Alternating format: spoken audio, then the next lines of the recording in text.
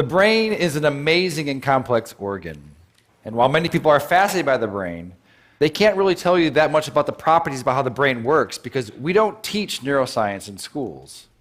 And one of the reasons why is that the equipment is so complex and so expensive that it's really only done at major universities and large institutions. And so in order to be able to access the brain, you really need to dedicate your life and spend 6.5 years as a graduate student just to become a neuroscientist to get access to these tools.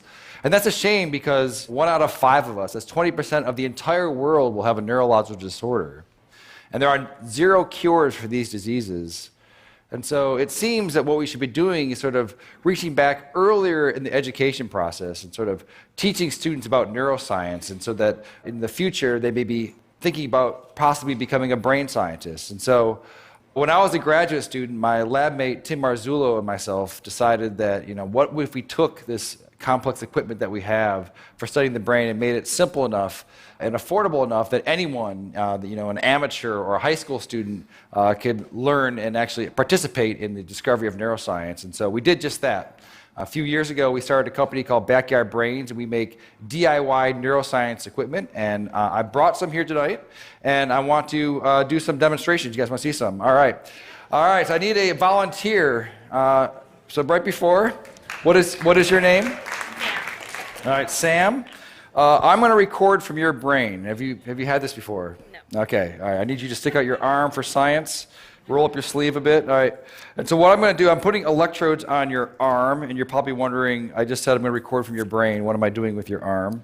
You have about 80 billion neurons inside your brain right now. They're sending electrical messages back and forth and chemical messages. But some of your neurons right here in your motor cortex are going to send messages down when you move your arm like this. It's going to go down across your corpus callosum, down onto your spinal cord, your lower motor neuron, out to your muscles here. And that is electrical discharge. It's going to be picked up by these electrodes right here.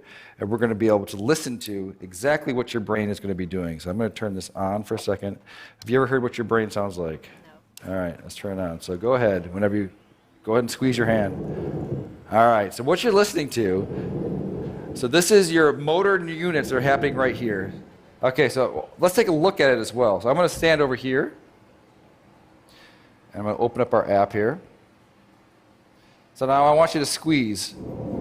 Yeah, so right here, these are the motor units that are happening from her spinal cord out to her muscle right here. And as she's doing it, you're seeing the electrical activity that's happening here. We can even click here and try to see one of them. So keep doing it really, really hard.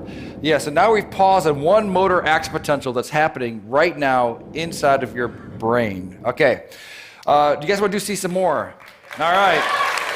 That's interesting, but let's get it better. Okay. I need one more volunteer. Okay. What is your name, sir?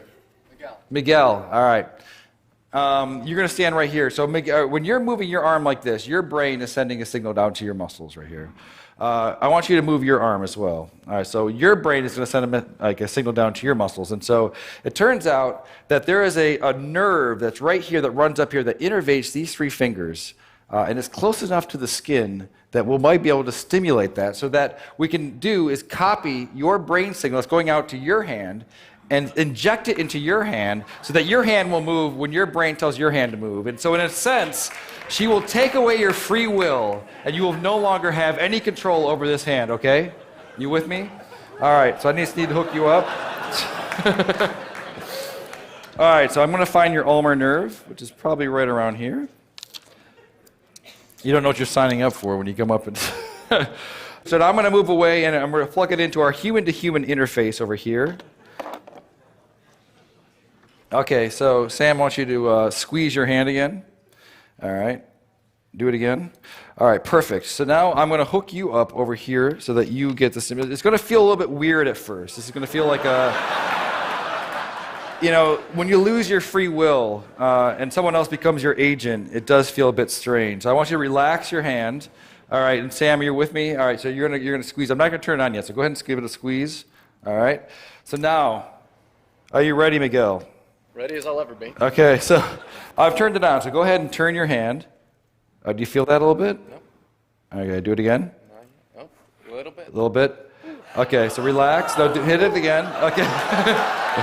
Oh, perfect. All right, so relax. Do it again.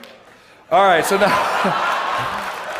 All right, so right now, your brain is controlling your arm, and it's also controlling his arm. So go ahead and just do it one more time.